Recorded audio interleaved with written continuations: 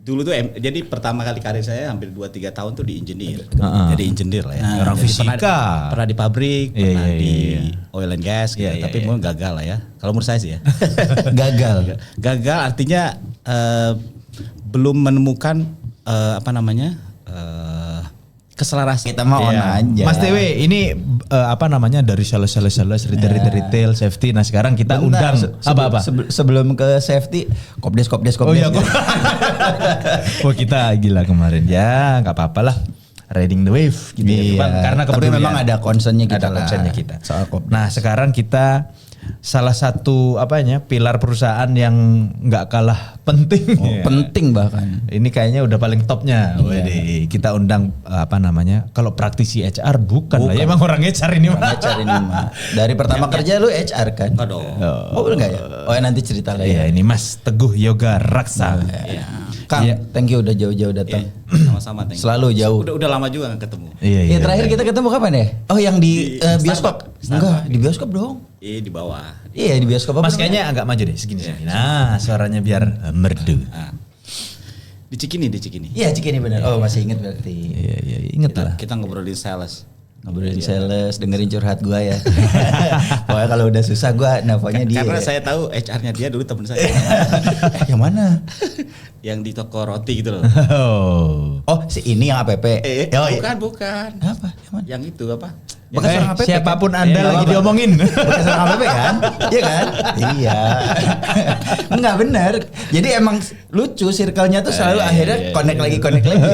Gitu. Jadi akhirnya pas ya nggak curhatin beliau tapi memang soal ekosistem lah. Gue tuh nggak pernah curhat orang. Gue tuh selalu curhatnya adalah soal ekosistem. Anyway, Mas Teguh, aku panggil Mas Teguh aja. Teguh Yoga Raksa. Nggak apa-apa lah ya panggil Mas bukan Akang gitu ya. Karena Teguh itu kayaknya nama Jawa deh Mas, bukan nama Sunda ya. Itu masalahnya tuh, saya juga nggak tahu tuh. Iya. Bapak saya dibilang Teguh, pada beda tuh kan. Saya Sunda banget tuh. Makanya. Dengan Triarso. Saya selalu panggilannya Triarso. Ini asalnya berdua dari Love Earth. Iya. Suka bumi. Jokes bapak-bapak. Ya makanya sih Love Earth. Tapi kalau di HR sendiri sekarang di mana? HR kan banyak tuh Mas. Compensation benefit, talent acquisition, macam-macam lah. Saya sebetulnya sekarang pegangnya end to end sih. Tim saya dari mulai ini kepala toh. Oh, sendas sih. Sembarangan. Tapi memulai karirnya dulu HR apa? Saya dulu tuh jadi pertama kali karir saya hampir 2-3 tahun tuh di engineer. Jadi engineer lah ya. Orang fisika. Pernah di pabrik, pernah di oil and gas gitu. Tapi mungkin gagal lah ya. Kalau menurut saya sih ya. Gagal artinya belum menemukan keselarasan dengan passion gitu.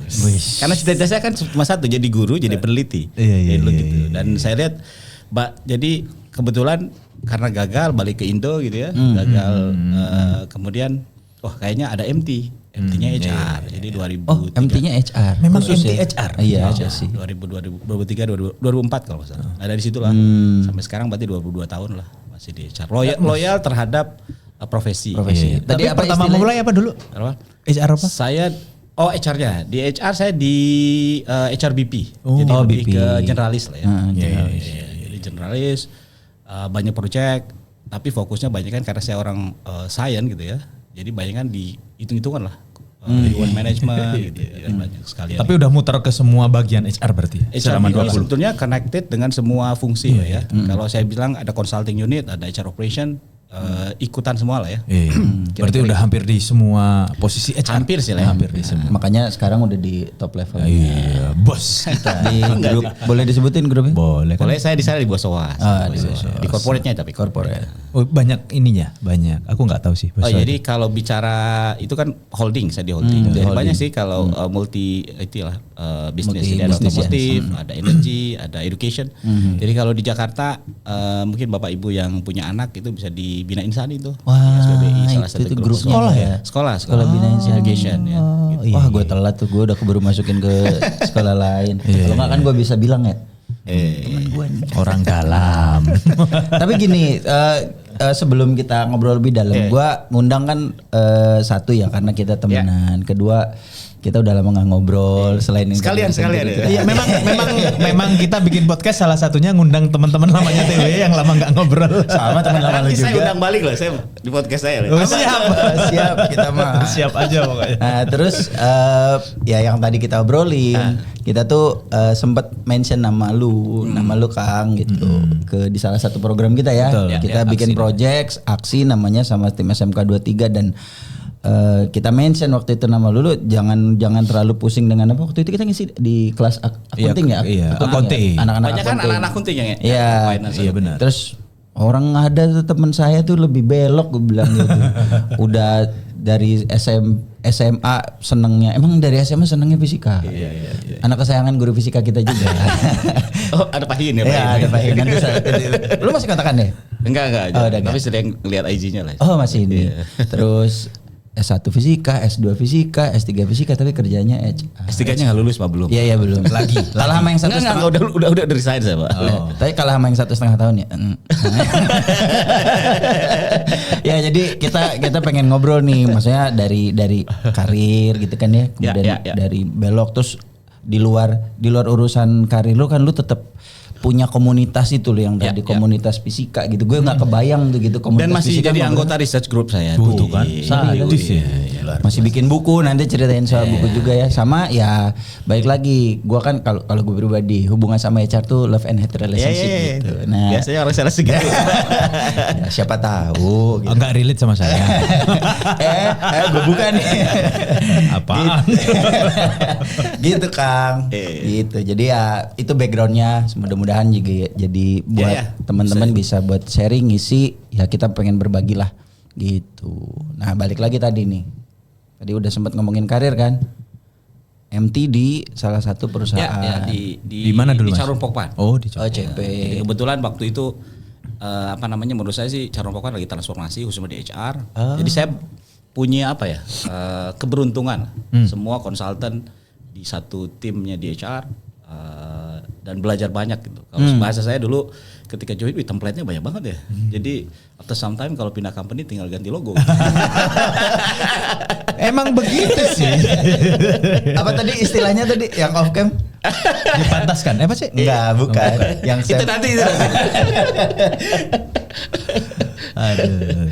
Kira-kira gitu sih. Iya. Dan ternyata memang salah satu kesenangan saya kan sharing gitu, ngajar. Nah itu bisa tersalurkan di beberapa program gitu. Di HR kan sebetulnya saya sekarang senang sekali satu hal sih dari dulu ya, people development. Jadi related dengan semuanya gitu. Yang paling saya tidak suka adalah industrial relation gitu ya. Oh, Karena ada tetap ya. harus back and forth dengan Iya. union gitu. Kadang-kadang harus negotiate dan sebetulnya. Walaupun sebetulnya intinya kan kita menuju memastikan bahwa semuanya bahagia lah ya gitu. Everybody happy. Everybody happy gitu. Itu sih. Jadi karir HR dibangun di situ. Saya punya bos yang keren gitu. Saya sih selalu bilang bahwa turning point saya adalah ketika kan fast track gitu lumayan ya. Cepat gitu ya. Iya. Saya MT itu buat saya karena kita harus ngejar kan. Karena saya tertinggal juga tuh. Dulu dimasuk di pabrik di Fujifilm gitu ya, di R&D-nya. Kemudian beberapa saya bilang gagal, ini harus berhasil ya. Dengan itu, tapi yang penting gitu, yang penting intinya adalah bagaimana kita bisa belajar lah ya. Mau cepat mau lambat, yang penting punya antusiasme untuk belajar. Saya pikir sih itu. Bedanya cuman kalau yang satu bulan, yang satu 3 bulan kan tergantung pada program. Fokus menurut saya sama punya attention untuk bisa upgrade lah. Kira-kira itu sih. Dari Charon terus kemana tuh? Dari Charon saya pindah ke ini forestry. Apa tuh? Sinarmas. Kelapa sawit. Bukan. Apa? Dulu forestry-nya ya Pak. Yang kayu. Tapi upstream-nya. Cuma sebentar sih. Pabrik Karena kayu. setelah itu saya balik di retail and distribution. Apa Mas? Sekarang mungkin di Era Jaya Group. Oh, grupnya Era Jaya. Sekarang udah TBK. Itu saya banyak belajar tuh. Saya belajar bisnis proses sales dan seterusnya. Baru dari situ ke sawit tapi downstream. Iya, di depan. Jadi manufacturing. Iya. Dari situ balik ke manufacturing juga tapi medium voltage. Jadi di Schneider tuh. Oh, di Schneider. Ya, Schneider. Belajar banyak project management lah ya. Iya. Dari situ balik lagi ke Era Jaya gitu. Oh iya, lu sempat balik ya? Iya. Ketemu teman gue itu ya. Gitu. Jadi Jadi makanya menurut saya karir itu yang paling penting adalah keywordnya adalah bagaimana bisa contribute ke organisasi. Kedua, manage relationship. Jadi kalau keluar tuh bukan yang tidak baik-baik aja. Dengerin tuh. Jadi dengerin tuh. Iya. Jadi kalau itu kan sebetulnya kita keluar kan karena ada beberapa hal mungkin. Bahkan menurut saya ada beberapa company memberikan kesempatan orang setelah 5 tahun keluar dulu terus balik lagi ada loh. Even ada yang setahun kok Mas. Iya. Ada. Betul. Jadi boleh masuk lagi asal udah setahun keluar. Ada yang kayak gitu. Tapi ada juga yang enggak gitu karena memang keluarnya enggak baik-baik. Ya kan keluar itu alasannya banyak tuh. Kalau memang secara pull faktornya menarik kan, push factor enggak ada ya enggak apa-apa juga toh. Ya salah satu alasan misalkan saya dulu selalu di corporate kan ya fungsinya. Saya pindah ke satu perusahaan yang memang mau megang unit gitu. Karena kadang-kadang kita tuh kan beda lah ya. Kalau kita kalau di corporate itu maunya gini kan policy maker, kemudian gampang dan saya pikir kadang-kadang kerjanya cuma presentasi, meeting. Iya kan? Bikin presentasi, meeting. Sebetulnya direct ke volume income kita kan nggak ada, itu indirect. Indirect. Beberapa saya merasakan gimana beberapa inisiatif yang dari corporate nggak relevan ketika saya di unit. Saya bilang I was there loh. Dan lu kalau nggak gitu cuma diisi-isi terus hanya menggugurkan kewajiban.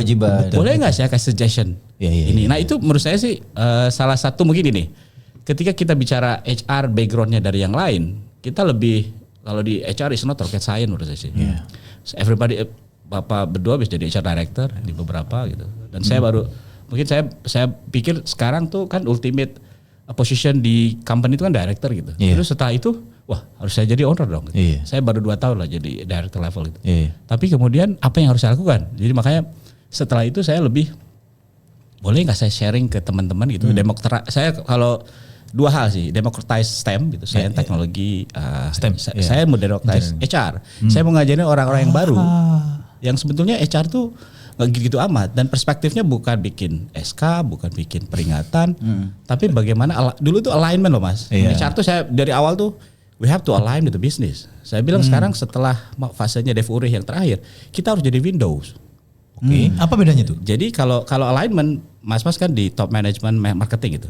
Oh strateginya ke sana, saya ikut nih. Nah, sekarang saya buka Windows. Kalau misalkan satu business unit yang perlu hal yang baru, saya datengin orang expertise dari luar.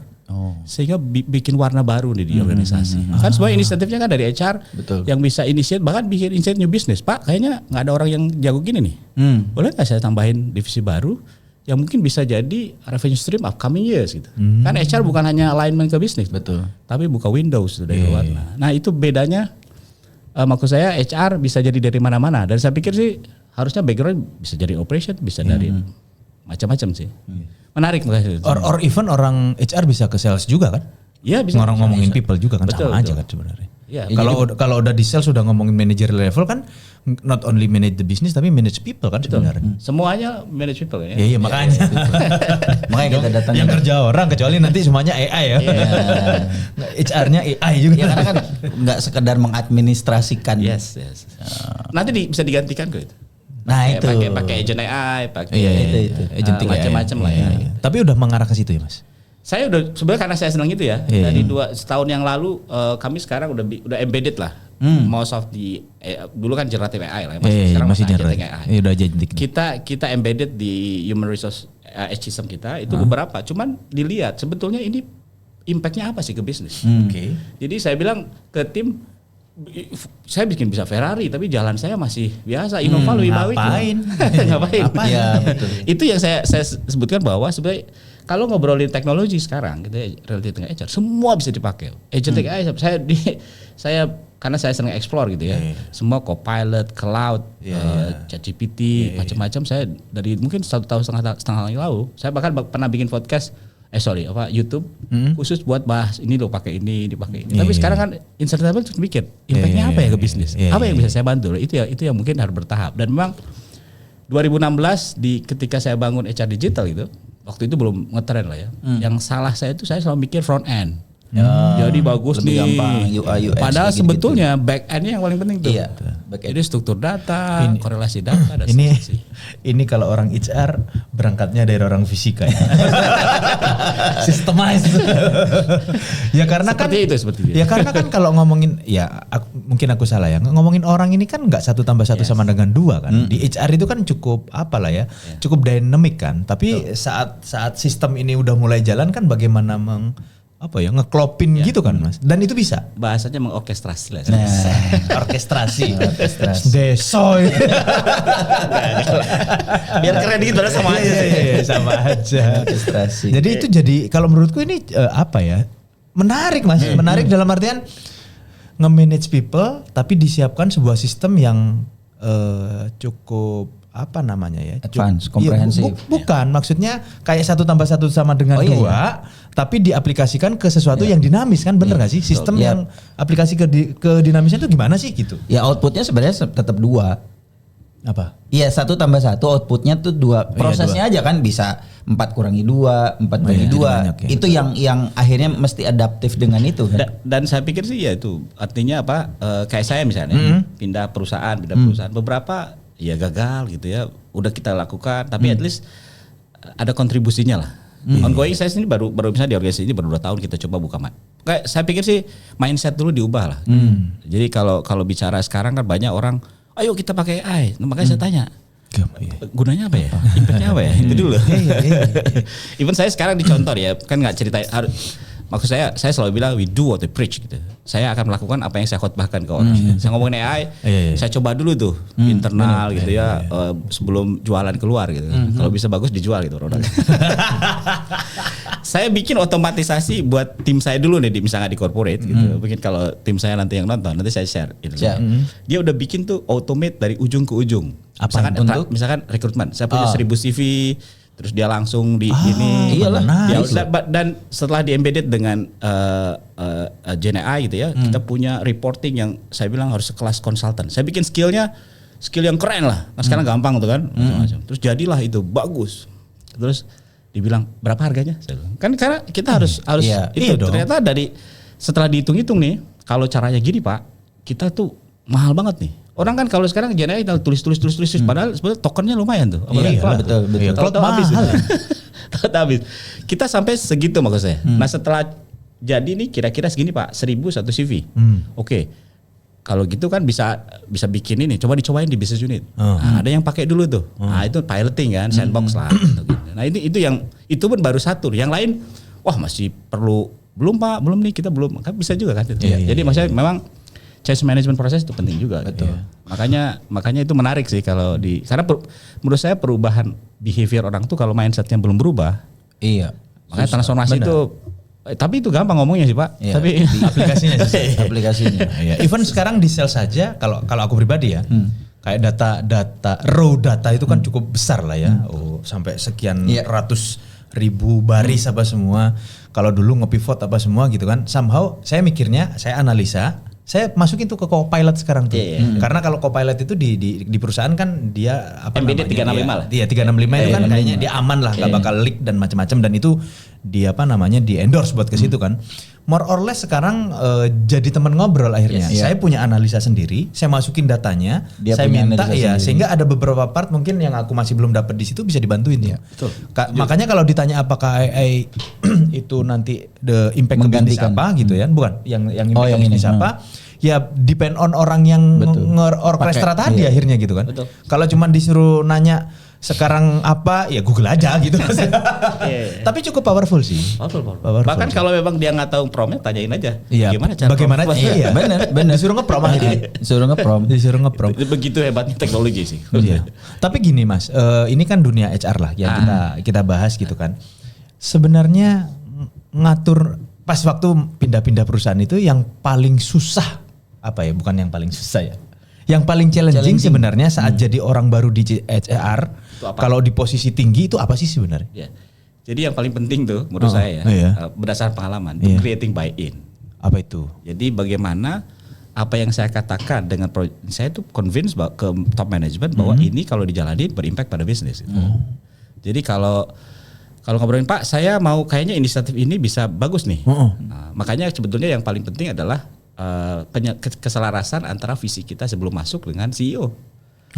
Saya join ke perusahaan baru, saya ngobrol banyak waktu itu ketika dengan CEO-nya untuk saya mau ke sini Pak, oke Pak, mungkin saya bisa, karena kan harus kalau enggak nanti you sacrifice your career gitu di organisasi terus nggak bisa ngapa-ngapain.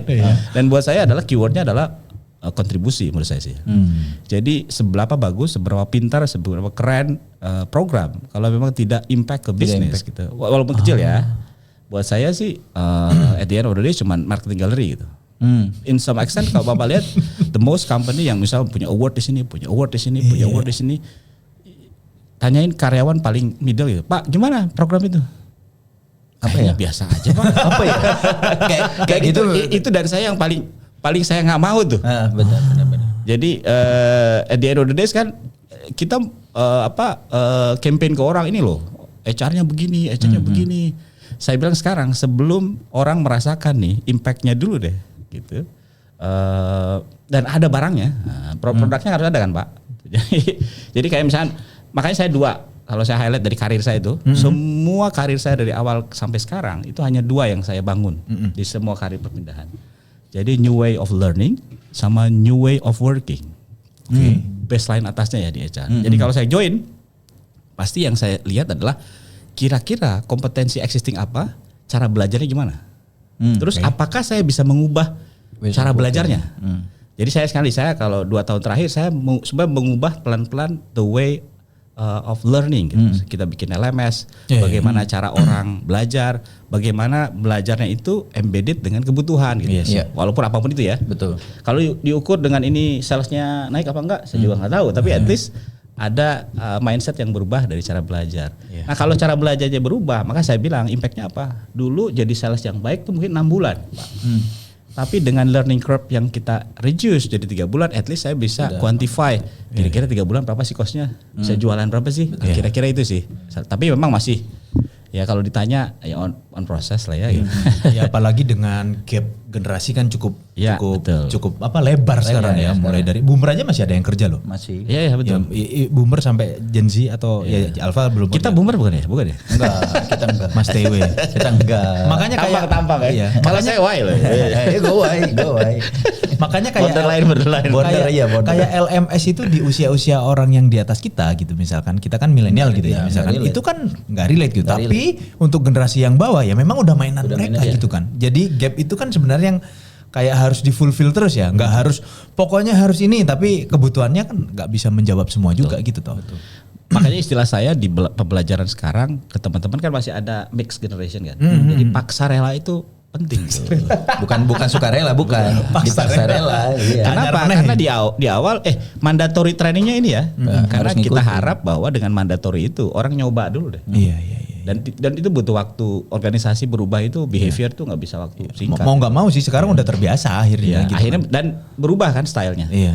Kalau disuruh baca, disuruh nonton setengah jam, teman orang juga malas kali ya. Iya. Sekarang kan makanya dipotong-potong atau pakai apa gitu ya. Gitu. Ada kayak kuisnya, ada ininya jadi sangat. Walaupun menarik. Begitu memang kalau ditanya gitu ya, kalau di HR tuh ada ukuran Mas, ada Kilpatrick gitu, level 1, level 2, level 3, level 4 sampai ke ROTI namanya. Kalau training, return on training investment gitu. Tapi itu susah lah, itu banyak sekali faktornya. Saya selalu bilang sampai 3 aja deh. Jadi yang 1 kan reaksi di kelas, yang 2 adalah setelah itu pengetahuannya bertambah, yang ketiga behaviornya. Nah behaviornya dari mana caranya kan subjektif juga. Caranya tanya atasnya nih ada nggak perubahan.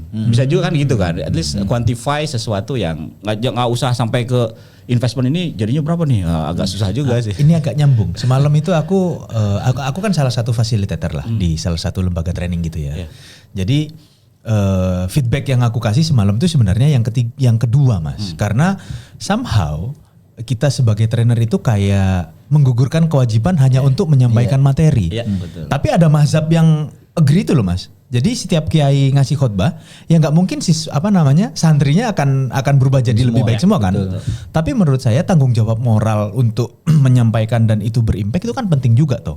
Sehingga yang ketiga itu yang jadi bridgingnya supaya trainingnya ini tetap benar-benar bermanfaat gitu toh. Iya betul. Makanya saya selalu bilang apapun yang kita lakukan di HR atau di strategi inisiatif, objektifnya apa gitu. You have to setting your objective first. Setelah itu kan kita tahu bener nggak nih apa yang saya jadi ujungnya apa ditarik ke sekarang, tinggal inisiatifnya kayaknya dari 3 ya 1 Pak. Satu dulu berarti yang 2 belum. Interaksi dulu gitu. Yang penting jelas bahwa saya tidur di training. Yang penting saya jelas mau ke Jakarta atau mau ke Bogor gitu kalau kita cuman ngasih aja gitu. Ya udah nggak apa-apa kan, trainingnya yang penting mereka tahu dulu lah. Kalau impactnya belum ya nantilah tahap kedua ketiga gitu, kira-kira gitu sih. Menarik sih. Harus clear dulu ya di depan ini mau apa sih yang didapat. Saya pikir sih itu yang paling penting. Apapun, maksud saya di HR sometimes kan membuat sesuatu yang tidak jelas sebetulnya ujungnya mau kemana gitu. Nah, terus orang sales bilang ini apa sih nih? Nah itu nggak guna juga. Nah itu kayaknya nggak berhubungan dengan kebutuhan gue. Gitu ya. Itu kan kalau gue nyebutnya itu kereta double track. Jadi kita tuh sebelahan tapi yang satu ke sana yang satu ke sini gitu. Seolah-olah kita ketemu ya. Iya, seolah-olah kita tuh ini kita inline loh, kita udah koordinasi loh. Iya, tapi kereta lu ke sana, kereta kita ke sini gitu. Oke. Iya. tapi ini ada satu pertanyaan, kalau sampean mau jawab boleh, kalau enggak karena cukup provokatif. Enggak ke dia kan? Ke dia dong, gua dong. Ke dia. Mas Teguh. Ya, PIP. Sebenarnya itu memang program buat ngeluarin orang apa untuk memperbaiki orang? Aduh. Loh, ya, ini ngomong fair-fairan aja ya kan? Itu, makanya bahasanya saya bilang you have to setting your objective first. Oke. Kita itu selalu ada room untuk improvement, sehingga improvement plan itu penting. Untuk apa? Ya beberapa HR menganggap bahwa kalau saya sih itu the point.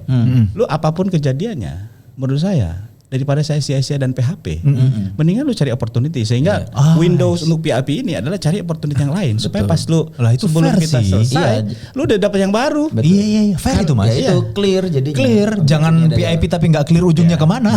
Tapi kan kebanyakan karena gitu, kan Mas. Ya banyakan gitu. Beberapa saya juga kadang-kadang terjebak pada itu. Tapi personally kalau tanya ya, mungkin kalau ini bisa komen tuh. Beberapa saya selalu bilang bahwa kadang-kadang yang paling berat adalah teman saya ngobrol, teman saya udah tahu upcoming month gitu, organisasi ini akan berubah. Salah satunya posisi dia udah nggak ada lagi nih. Itu pengalaman saya tuh beberapa tahun terakhir. Gimana cara ngomongnya? Gitu. Saya selalu ngobrol gitu, dan saya tersirat ketika ditanya, ketika ngobrol, bro, kayaknya lu tuh punya potensi keren loh. Alus market. Ngeri.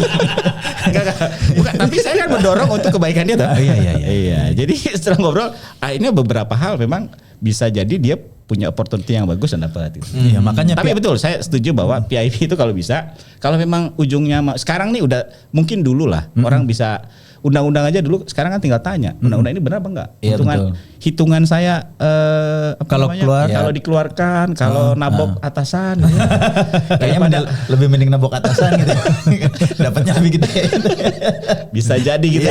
Bisa jadi. Tapi mendingan terbuka. Dan sebelum saya pikir sih daripada win lose atau lose gitu, mendingan win-win kok. Iya. Dan kita manage, karena saya nih ya HR, terutama mungkin teman-teman HR, ketika saya ketemu dan saya harus selesaikan, saya bukan ngelihat bapaknya loh, ada anaknya, ada ininya, dan itu sangat harus sekali tuh. Makanya harus solutif. Gitu. Sampean ini membawa beban besar loh. Tapi HR itu memang karena ke ujungnya kan ke rezeki orang, Mas. Iya betul. Benar gak sih? Mudah-mudahan jadi berkah lah. Iya, memang jadi berkah. Jadi PIP itu sebenarnya ya memang harus dikelirin dulu nih PIP-nya apa, omongin aja ke orangnya gitu kan. Kalau memang ini dalam tanda kutip tadi posisinya udah gak ada, diomongin dari depan, ada Windows misalkan 3-6 bulan, ya lu cari aja gitu kan. Bahkan beberapa company ada ini kok, ada garden leave. Iya. Kemarin aku lihat kok. Selesaikan sini 3 bulan kita masih bayar. Kasih room buat mereka untuk ini. Aku lihat di beberapa multinasional udah. Aku kemarin ngobrol dengan beberapa orang lagi garden leave nih katanya gitu. Wah keren juga nih gitu. Iya, jadi lebih inilah ya. Apalagi multinasional company biasanya kompensasinya juga kalau kayak gitu kan bukan lumayan oke banget biasanya gitu kan. Makanya saya begini Mas, saya pernah di lokal tapi profesional yang lumayan. Lokal. Saya pernah di multinational company juga, beda banget tuh cara itunya kan. Pendekatannya beda ya. Beda pendekatannya, dan memang mungkin culture-nya juga lain kan. The way we convey culture ke karyawan. Lain, gitu. Betul. Aku sorry Mas Tewi, ini aku kemarin tuh baca, aku lupa istilahnya apa, di Jepang itu ada orang yang udah tua-tua dalam tanda kutip yang memang secara pekerjaan mereka nggak mumpuni, itu tapi tetap dikasih kesempatan bekerja. namanya karyawan yang menghadap ke jendela lah apalah. Jadi dia datang ke kantor, duduk di depan jendela, dikasih pekerjaan yang dalam tanda kutip nggak terlalu ini karena mereka menghargai jasanya. Nah itu kalau di Indonesia nggak common kan kayak gitu? Nggak common tapi diterapin kok di beberapa konglomerasi bisnis. Yang tua-tua itu? Jadi orang-orang yang misalkan ya di beberapa perusahaan yang pernah nggak seperti itu kan, 70 bahkan sama ownernya nggak boleh. Aku tahu sih yang gitu-gitu. Dia sampai ke saya, Pak, ini saya udah segini tapi yang penting saya bilang Bapak liatin nanti kasih advisor lah ke orang-orang. Tapi bikin inisiasi untuk bisa kumpul sama dia tuh. Kalau bisa. Jadi ngobrol informal. Kadang-kadang saya ngobrol sama dia kan dengerin sebetulnya kejadiannya dulu.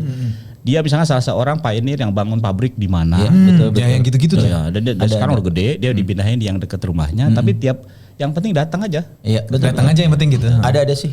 Itu kayak ini ya, kayak bentuk penghargaan perusahaan. Dan itu directly kalau misalnya texting, itu dari ownernya, Pak. Ya iyalah. Saya disuruh ini nih. Iya, Pak. Bapak kasih anak-anak lah di sini. Dan itu menurut saya sekarang itu penting karena ketika bicara wisdom, itu orang-orang itu adalah orang-orang yang sudah mengalami ini kan, masa dan seterusnya, sehingga dia bisa kasih gambar jangan situ. Dulu juga begitu tuh, walaupun memang masalah relevansi atau enggak sih bisa di adjust gitu. Tapi itu gua ngalamin dan di salah satu industri dan orangnya memang bahkan dia tuh salah satu orang yang ngedevelop salah satu produk atau SKU gitu. Jadi begitu dia dapat insight. Jadi gue juga sering ngobrol tuh sama dia.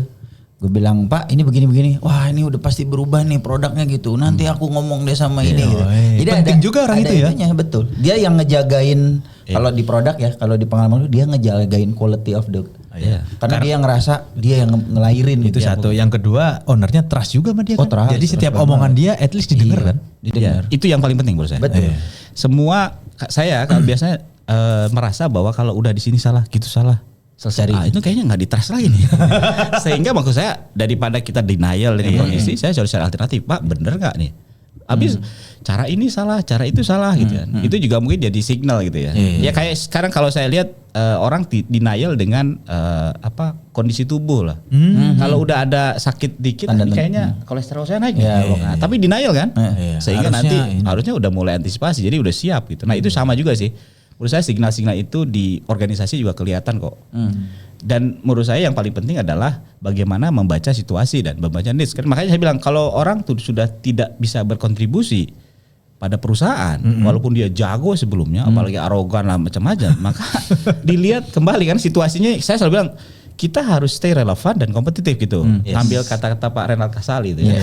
Stay relevan. Relevan oke, tapi nggak kompetitif juga nggak bakalan survive gitu. Nah itu yang saya pikir di kita juga sama nih. Saya udah mungkin sama lah ya satu generasi. Sebentar lagi kepala 5 gitu ya. Tapi harus kompetitif enough. Iyalah. Saya kalau saya selalu punya nafsu positif gitu. Kalau ada hal yang baru, orang udah tahu nih. Saya harus upgrade. Kenapa? Karena bukan buat apa-apa sih. Memastikan bahwa kita memang relevan dan kompetitif gitu dengan market gitu. Kira-kira gitu sih. Aku ada 2 hal nih. Bodoh lah Mas Dewi nggak ngomong. selalu komennya tuh itu yang satu ngomong mulu gitu. Bodoh lah. Ini rasa nggak apa-apa. Nggak apa-apa. Kan gue mah gampang bisa ngobrol lagi. Karena setelah itu ya. Ada 2 hal yang menarik. Satu stay relevan dan kompetitif gitu kan. Di usia-usia yang kayak saya gitu atau kita seumuran gitu kan. Kan kalau aku ngelihat saya kan sebagai juga punya tim gitu kan. Kadang yang kita perhatikan kan cuma 2 nih. Kepala kita itu nggak bisa penuh kan. Yang memang potensi banget atau memang yang bermasalah banget sehingga itu yang diajak ngobrol. Nah, bagaimana dengan yang posisi yang tengah-tengah nih? Yang dia performanya bagus. Pokoknya everything oke gitu kan. Cuman kadang-kadang ngejualnya ini agak susah karena kan ada satu yang ini banget gitu kan. Itu gimana tuh kalau dari HR point of view tuh Mas? Saya agak theoretical gitu ya. Jadi sebetulnya kalau di HR itu ada namanya human asset value. Jadi mapping antara potential dengan performance. Nah, itu di beberapa company diubah ada 4, ada 8, ada 9 yang penting whatever namanya sama lah. Gimana caranya kita mencari sebetulnya orang yang punya potensial tinggi sama yang punya performance tinggi. Nah itu yang mungkin diidentifikasi. Yang di tengah-tengah itu di beberapa buku dibilang solid citizen gitu ya, atau solid contributor. Gitu. Nah itu penting tuh. Super salesman lah misalkan. Most likely 80% kan di situ tuh. Nah nanti yang 5-10 kan di atas. Kalau bahasa kerennya konsultan tuh 6, 8, 9 itu box. 9 box. 9 box ya. Nah itu yang mungkin dilihat sebetulnya dia bisa dikembangkan kemana, Mas. Kalau saya ya, kalau solid contributor, dia bagusnya di situ, tapi sebetulnya dia bisa di-assign di project tertentu yang kita bisa bikin recognition yang lebih terhadap project dia. Jadi kan umum-umum aja, bonus ya 2 kali lah semua sama nih, 4 kali kan. Tapi dia punya kebanggaan karena ada special assignment yang dia kerjain dan kita personal tuh kadang-kadang. Itu dan nanti itu lebih ke bagaimana alignment antara objektif personal dan objektif organisasi. Dia bisa jadi ya saya gini-gini aja Pak. Apalagi sih Pak ada yang begitu even nggak mau lebih lagi. Bahkan beberapa operator Pak di manufacturing dia nggak mau jadiin staff. Kenapa? Betul. Karena overtime saya hilang Pak. Iya betul. Tapi kontributor tetap. Kontributor. Karena kalau nggak ada dia bisnis nggak bisa jalan lah. Gitu. Nah maksud saya itu yang harus di-align dengan personal objektif. Jadi dikasih assignment. Kadang-kadang saya ngobrol di luar tapi misalnya inisiatifnya bisa disambungkan dengan achievement dia. Betul. Lu kan jago web, kenapa enggak pakai channel yang lain buat jualan? Dan nanti bisa dicoba tuh Sabtu Minggu kali jualan apa? Kan beda tuh Mas. Iya. Make sense sih. Kalau yang atas kan kita ngomongnya kalau lu bagus nih, kita punya plan untuk ngembangin area nih. Nanti lu pegang. Beda dong ininya. Karena kalau udah solid contributor kan dia bilang ngapa susah gua ngejar dia. Saya di sini dia, tapi ada hal lain Mas. Value added lain yang buat dirinya yang bisa maintain sustainability performance-nya, tapi juga bisa mengupgrade dia punya skill untuk mungkin personal related. Kira-kira gitu. Kalau saya kalau melihatnya. Tapi kan untuk nyambung ya. Tapi untuk kesana itu kan harus ada obrolan dulu nih antara top leader ini sama HR nih. Betul. Sejujurnya nggak gampang juga kan. Karena apalagi di sales nih, sorry ya. Pasti ada subjectivity gitu. Ya pastilah. Iya kan. Terutama di sales nih ya. Karena kan even nanti pindah orang bawa gerbong dan segala macam itu kan common lah. Itu yang paling saya benci tuh. Yang ngomong HR lo ya. Gua mau ngomong benci udah ada yang duluin. Tapi gitu kan. Enggak juga sih kan. Enggak semuanya kalau yang dibawa memang. Iya, kalau yang dibawa punya capability match sama kebutuhan why not? Kita counter offer kapan? Gimana tuh? Biar dulu. Enggak, ini kan aku pengen tahu perspektifnya nih. Ada counter offer. Kalau mau pindah, bosnya pindah ngapain ikut sana? Sekarang kan begini nih, berarti jelasin. Opportunity ke depan di sana sama aja di bawah dia. Sekarang lu bisa macam-macam caranya gitu. Karena makanya saya balik lagi. Kadang-kadang aspirasi orang itu kan beda-beda tuh. Itu yang paling penting. Makanya tadi menjawab sebetulnya intinya adalah kadang-kadang HR mungkin nggak tahu. Nah itu kan fungsinya leaders kan. Iya. Kalau harus connect dulu kan di atasnya. Jadi sebetulnya makanya saya selalu bilang apapun teori leadership, tiga hari, sebulan, pakai insight, pakai macam-macam lah ya. Nggak bakalan jalan kalau tidak punya waktu. Jadi keywordnya adalah you have to spend your time with your team. That's it. Betul itu. Kalau sisanya teori mah tinggal baca. Tapi mau nggak one on one seminggu sekali? Ya sebulan sekali lah. Udah ditawar. Tapi di luar itu ya, sorry nih, ada juga kan yang ujungnya begini, sorry banget ya. Beda. Jadi kan ada yang begini juga. Kita mah kembaliin ke user aja. Itu kan sorry ya, buat kita juga jadinya nggak solutif gitu. Kita kan sebenarnya partnering kan, as a sales leader sama teman-teman di HR kan as a partner gitu. Sementara kita tadi udah di mapping lah 9 box segala macam. Ini ada sorry ya, kelihatan ya. Nanti diedit. Agak kasar. Bukan curhat ini. Ini realitas. Realitas. Karena gini, banyak juga yang datang ke kita gitu kan ya, datang ke gua. Ya teman-teman juga di komunitas. Tapi gitu. itu common sih kayak gitu. Iya. Cuman maksudnya kan itu nggak bisa dihindari gitu ya. Yang lu obrolin tadi kan adalah if koneksinya udah bagus gitu. Kalau yang belum bagus kan mesti di-build koneksinya. So how to build the connection gitu between the top leaders gitu. Betul, makanya pertanyaannya apakah HR-nya punya guideline yang clear terkait dengan itu. Nah, kalau udah nggak ada itu Pak, menurut saya sih nggak bisa. Saya selalu bilang kalau harus comply. Kalau nggak comply maka ada beberapa diskresi yang kita bisa lakukan. Komitmennya apa? HR apa? Bisnis apa? Semua apapun yang diobrolin kan semua punya perspektif. Betul. HR gini enggak nih, undang-undangnya gini. Kita juga tahu tapi pertanyaannya gimana menghadapi ini? Kenapa? Karena ada concern dari perusahaan, ada concern dari orangnya. Nah, kan kita harus cari ini kan. Kalau kompromis itu kan turunin kan ekspektasi kan. Nah, itu yang sebetulnya yang paling penting antara HR dengan business partner ya. Makanya ada fungsi HR itu macam-macam lah. Ada HRBP, ada juga yang memang komunikasi yang clear gitu. Kalau saya melihat bahwa sebenarnya saya sering ngobrol sama teman-teman unit dulu tuh. Apa sih untuk dapetin ininya ya? Jangan sampai kan kita itu disorot sama manajemen. Ini harus gini. Ya, kita juga harus convince juga, Pak. Kalau ini gini, resikonya gini kan. Masalah bisnis kan cuma dua. Kalau kata saya senang Pak Gita Wirjawan bilang, satu unknown jadi known unknown gitu, atau dari uncertainty jadi risk. Yes. Nah pertanyaannya sekarang ketika di awal uncertainty tidak jelas, nah, kita bilang let's migrate to the risk. Risknya ini ya. Kalau ini dibayar begini Pak, nanti dihajar ini kita. Kalau sama PHI kita kalah Pak, ujung-ujungnya cepat harus bayar. Tapi apa? Kita spend time berbulan-bulan bayar orang. Bahkan belum di close tuh sampai inkrah. Kan gitu kan. Secara cost begini-gini. Capek juga Pak. Betul enggak Pak? Betul.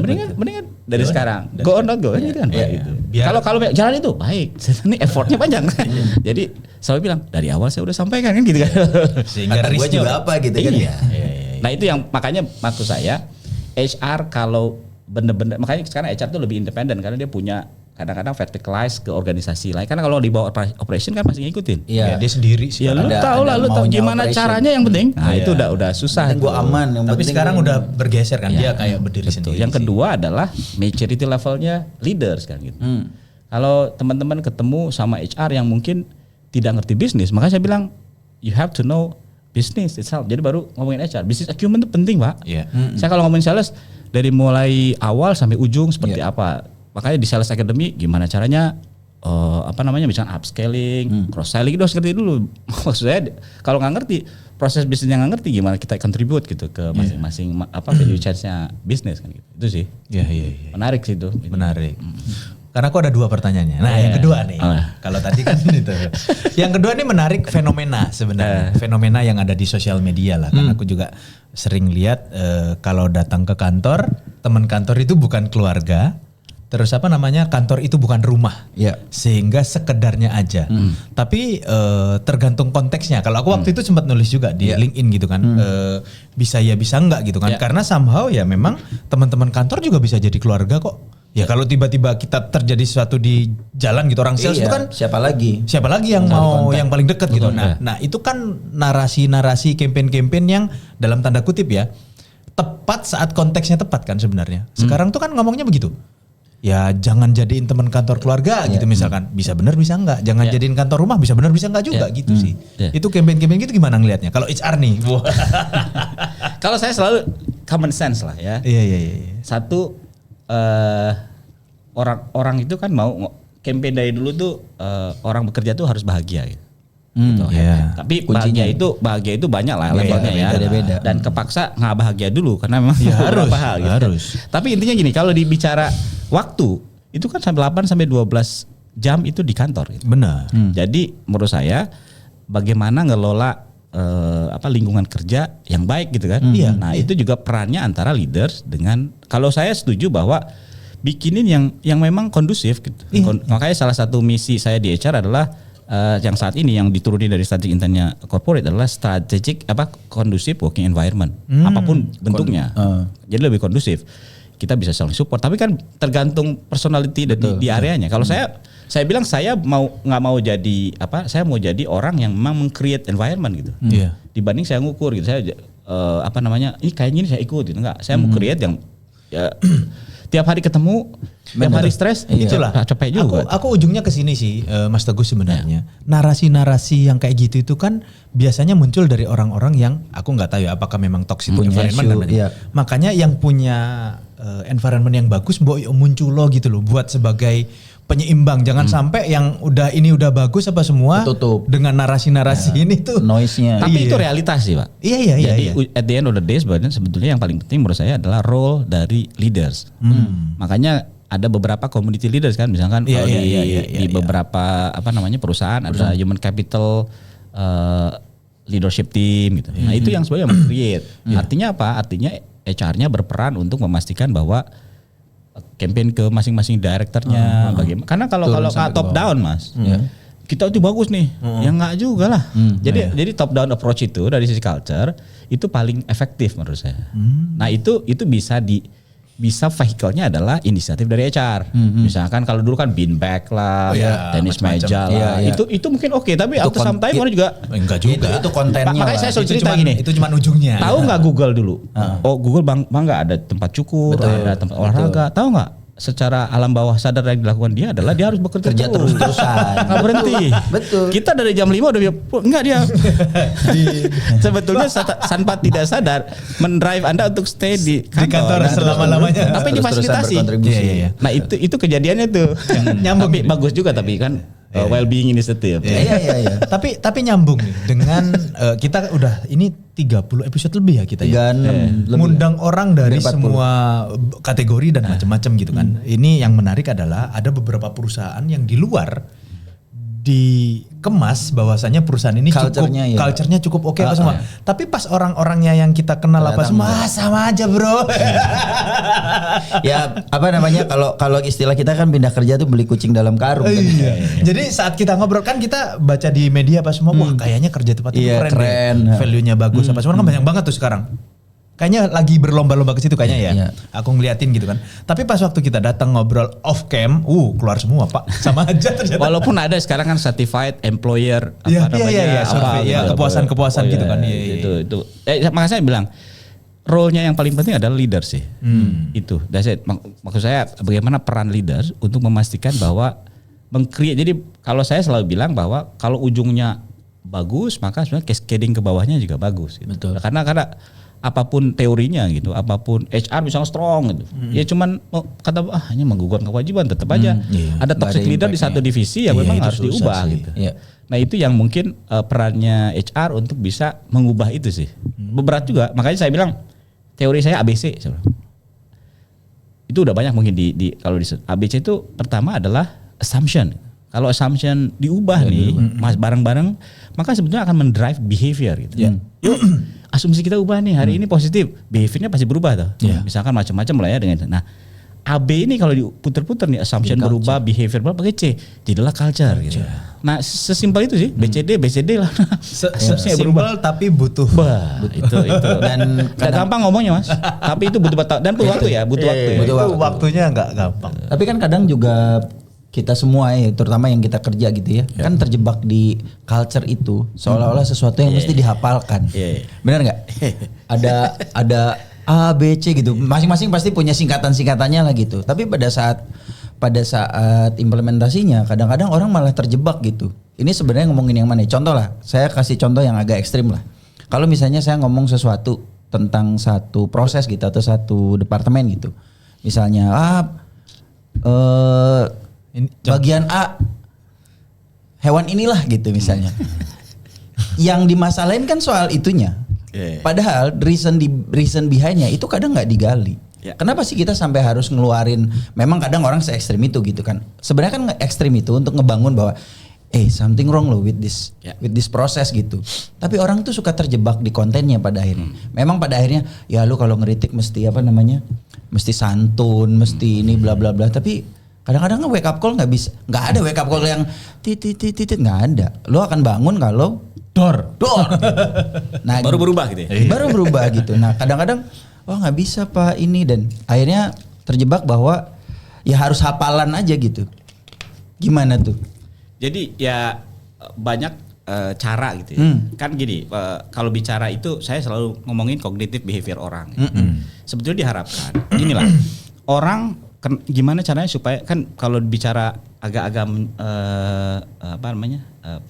dekat ke religius misalkan, sebenarnya orang itu yang paling bahaya apa sih? Sombong gitu. Nah, coba kalau tiap hari Joker ada yang maha tinggi, ada yang maha agung. Alam bawah sadar kita kan bilang nggak ada lagi, ngapain kita sombong, karena mungkin itu bagian dari bagaimana kita menerapkan supaya nanti at certain level dari repetitif itu jadi berubah. Gitu. Betul. Jadi kalau bahasanya dulu gini, ISO itu kan dulu kan SOP kan, apa yang kamu tulis kamu kerjakan. Gitu. Apa yang kamu tulis kamu kerjakan kan, lama-lama udah jadi kayak gosok gigi tuh. Nah, cara itu adalah salah satu cara untuk bisa secara umum orang bisa berubah. Dan itu menurut saya efektif sampai sekarang tuh. Repetitif proses itu kan sama dengan kita punya ini kan. Ujung-ujungnya yang penting kalau gosok gigi nggak pernah mikirin. Atau pas kita mandi saya mikir buka dulu apa Pak? Ada kan? Udah otomatis itu. Sama kalau ngomongin Astra berapa tahun tuh ya catur dharma itu jadi ini misalkan. Itu salah satunya. Tapi walaupun memang saya balik lagi peran pimpinan itu yang paling keren. Makanya pengembangan leadership development itu yang paling penting. Dan yang paling sekarang lagi ingetan kan leader as coach gitu.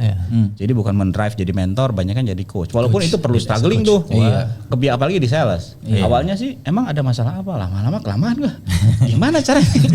Gini ya. Karena udah 5 hari lagi di hari itu harus closing. Itu juga bagaimana maturity leader sih. Makanya tadi balik lagi ke ada orang yang jadi maskot gitu. Orang yang udah senior yang tahu dari awal, jadi nggak menghindari orang-orang yang memang jadi super power gara-gara dia perform dan mengintimidasi yang lain. Karena tokoh ini turun nggak bisa gitu. Saya juga dulu kamu gitu kok. Jadi kan bisa kan? Kalau nggak ada orang yang jadiin maskot itu agak susah organisasi. Kenapa? Karena dia merasa bilang, gua nih dulu mah 1T, sekarang 2T, gua yang bikin. Dia yang bangun kok. Dia tahu masalahnya.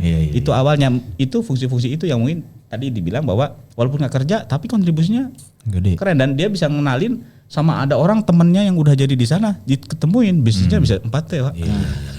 Itu juga saya selalu bilang itu network capital tuh.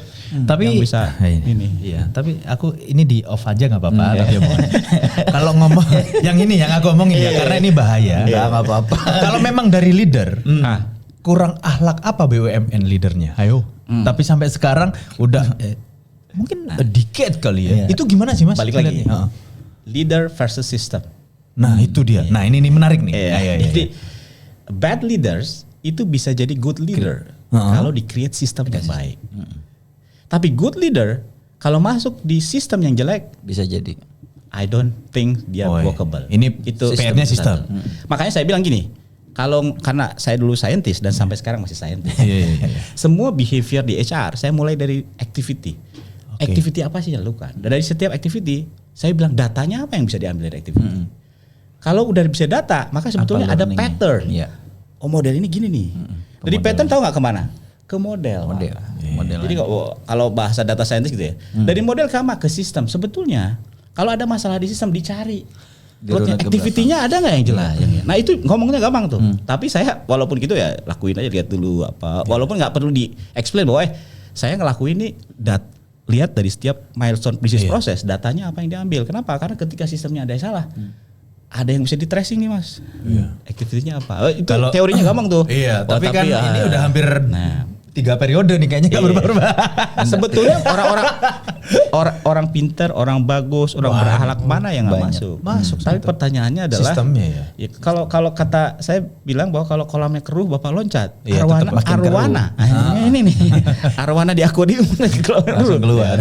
Caranya adalah harusnya si airnya dibeningin dulu. Dibikinlah akuarium lain sehingga orang jadi ikut selevel arwana gitu. Dan itu ngerubah satu generasi dong. Ngerubah konstitusi. Ngerubah konstitusi. Kan kata tapi kan menarik karena somehow aku jadi berpikirnya orang-orang STEM ini kan punya apa istilahnya knowledge mengenai sistem. Tahu ayam al-baik yang di Mekah? Tahu. Itu yang punya ternyata bukan orang F&B. Engineer semua dari Jerman. Kakak adik. Jadi kenapa mereka bisa ngasih pas musim haji kayak besok ini itu puluhan jutaan orang di-serve makanan dan nggak rusak makanannya. Itu mereka bikin sistemnya ternyata keren tuh. Makanya aku jadi tergelitik ngomongin ngebangun bad leader akan jadi baik kalau sistemnya baik. Makanya any single sesuatu kalau sistemnya diperbaikin dulu dan itu kan nggak gampang ya. Butuh puluhan tahun ya. Butuh tahunan lah ya, tergantung rusaknya kayak apa. Sama komitmen lah. Jadi gini, ada di kalau saya seneng sekarang lihat Pak Indrawan Nugroho, itu inovasi corporate. Itu pasti dia selalu bilang, kadang-kadang perubahan itu ada radikal, ada yang incremental gitu, ada yang sedikit-sedikit. Kita harus bagi-bagi tuh. Fungsinya HR itu sedikit tuh kan, makanya Kaizen, continuous improvement itu kan selalu kalau Japanese company itu proses excellent. Karena jadi believe dulu proses excellent itu akan menghasilkan outcome ya, bukan output ya. Jadi jangan beda nih. Itu banyak sekali tuh. Kita bisa diskus berjam-jam mengenai output sama outcome. Outcome tuh. Nah, itu keyakinan kan. Orang bilang proses excellent dulu dong, baru hasil. Enggak bisa nih. Nah, gitu, macam-macam lah. Nah, itu yang mungkin harus dilihat gitu, dari sisi itu sih kalau menurut saya sih. Iya. Itu buku apa sih, Mas? Iya. Baru mau nanya buku nih. Saya tuh dari 2 tahun lalu kan pindah, terus AI-nya teknologi banyak nih. Jadi orang tuh exciting sekarang untuk bisa, saya pakai ChatGPT, dia pakai apa? Saya bilang HR mungkin bisa dieducate orang yang asalnya know-how-nya dikit, tapi bisa saya expedite learning curve-nya. Jadi makanya saya bilang saya akan bikin buku sekarang kurang dari 100 halaman, tapi exercise-nya banyak. Makanya saya bilang ke tim kalau weekly, mulai dari minggu lalu saya bilang ujungnya saya CTA ya, call to action. Call to action. Namanya knowledge sekarang lu tinggal tanya siapa. Jadi kalau tanya CTA-nya apa? CTA-nya apa? Sekarang saya mau mulai gitu. Nah, ini buku nih, ini bukan jualan ya. Enggak apa jualan juga enggak apa. Enggak, kalau mau saya kasih. Alhamdulillah. Ini apa? Buku ini generative AI. Intinya adalah HR dimulai dari sekarang. Jadi simple tapi bisa dipakai untuk improvement diri sendiri lah, nggak usah organisasi dulu. Jadi sendiri dulu lah. Bener. Jadi ini menjelaskan know-how-nya, jadi bagaimana teori sederhana aja. Jadi kalau saya rockstar gitu ya, rockstar di HR itu cuma 2 orang sekarang. Satu Dave Uri yang bangun dari awal, yang kedua sekarang lagi keren ketika intervensi teknologi ke HR namanya Josh Bersin, gimana dia meleverage teknologi untuk intervene bisnis proses HR. Banyak banget tuh, macam-macam produknya lah ya gitu. Ini ada 2 apa? Satu lagi. Ini buat latihan. Jadi kalau ini kalaupun nggak ada bukunya tinggal cek di sepaket atau terpisah? Bagian dari ini situ. Jadi tinggal cek teguhyr.com. Itu banyak tuh. Ini siapa sih yang harus Nah, siapa itu yang orang-orang yang baru mau belajar HR? Jadi kalau yang advance level kan ini mudah nih sih, udah nih gitu ya. Ini yang baru-baru yang mau mengenal juga, mungkin orang operation juga boleh juga. Tapi leader di sales juga boleh nggak sih? Boleh. Karena ini ngomongin people juga nggak sih? People. Ya ada. Ini talent management system. Dan itu mempercepat pembelajaran dengan mengintervensi dengan teknologi ya. Pakai apa? Nanti kalau dicek, saya kalau jadi leader L&D yang spesialis harus ngapain gitu. Ada apa macam-macam. Atau buat trainer boleh. Iya. Betul. HR for non HR tuh masih ini kayaknya relevan gak sih? Masih relevan. Karena kan kita ngomongin kan every line manager is HR manager kan. Ngomonginnya kan betul. Bagaimana mengelola orang kan. Tapi kayaknya jarang. Apa? Iya, HR for non HR tuh sekarang jarang dilakukan. Karena fungsi leader itu juga secara HR tidak langsung kan sebenarnya. Iya betul, indirect. Karena sebelum ngomongin apa-apa kan ke leadernya dulu baru kita ke HR.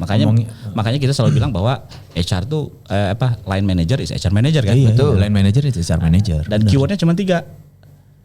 Saya bilang kalau bahasa Jawanya jelek kan, telo gitu. Telo itu talent. Nah, talent itu harus mendrive organisasi dengan leader. Jadi L-nya tuh leadership kalau kata saya ngambil dari Dave Uri. Jadi talent plus leadership itu jadi organisasi yang perform dong. Nah, jadi makanya ada talent management, ada leadership development dan sebagainya dan organization development. Karena apa? Karena kalau dan terakhir yang saya senang di organisasi itu Jim Collins dia bilang kalau naik bus go to grid. Mana dulu, busnya dulu apa orangnya dulu? Dia bilang off the bus or on the bus. Saya ngomongnya orangnya dulu suruh naik. Baru kita ngomongin where we are going to go. Kalau enggak kemana-mana. Tapi ada juga organisasi nggak bisa gitu semua. Kalau busnya nggak bagus Pak. Ada orangnya juga geo-geo jalannya. Itu yang saya bilang tadi, leader sama sistem. Kalau sistemnya udah settle, maka off the bus or on the bus in top people oke. Tapi kalau busnya aja harus leader turun lagi beresin ban yang nggak ada dulu. Mesinnya nggak ada. Tapi yang bahaya itu sistemnya udah bagus, kedatangan leader nggak bagus yang ngerusak sistem. Betul. Itu nggak tahu cara ngegas, bensinnya keburu habis sebelum sampai tujuan. itu supir angkot disuruh jadi supir bis itu. Iya, kira-kira gitu. Beloknya kenceng gitu. Tapi intinya adalah saya senang mendemocratize HR untuk anak-anak muda nih dan mengintervensi dengan teknologi supaya learning curve-nya cepat. Jadi dulu mungkin saya 2 tahun, ya teman-teman nggak usah 2 tahun lah, 6 bulan jadi kayak saya nih, kan bagus kan gitu maksud saya. Dan teknologi kan emang dibuat untuk supaya mempercepat itu pembelajaran sih. Ini bisa dapat di mana? Ada di teguhyr.com bisa. Teguhyr.com ada. Nanti kita nanti kita taruh ininya. Bisa. Kita pasangin linknya gitu. Kalau perlu gratis lewat kasih komen 20 biji bisa lah. Siap. Nanti saya kirimin ke Bapak lah ya. Aman. Luar biasa. Bukan biji ya, buku. Ini ngomongin mimpi sih. Ini kan kalau orang-orang kayak beliau ini selalu punya hal apa gitu. Impian apa sih Mas sebenarnya? Relate ke nggak tahu ya, atau kehidupan atau HR HR ekosistem dan apa itu sebenarnya ada sesuatu yang pengen dicapai apa sih sebenarnya? Dulu saya bermimpi banyak lah ya, bikin sekolah, ngajar, bertani gitu ya. Sekarang tuh lebih dikerucutkan gitu. Nah, jadi mulai mungkin 2 tahun lalu saya tuh kan saya bilang ngapain lagi ya. Nah makanya salah satunya adalah saya mau mendemokratis gitu. 2, satu ilmu HR karena saya udah 20 tahun. Yang kedua adalah STEM.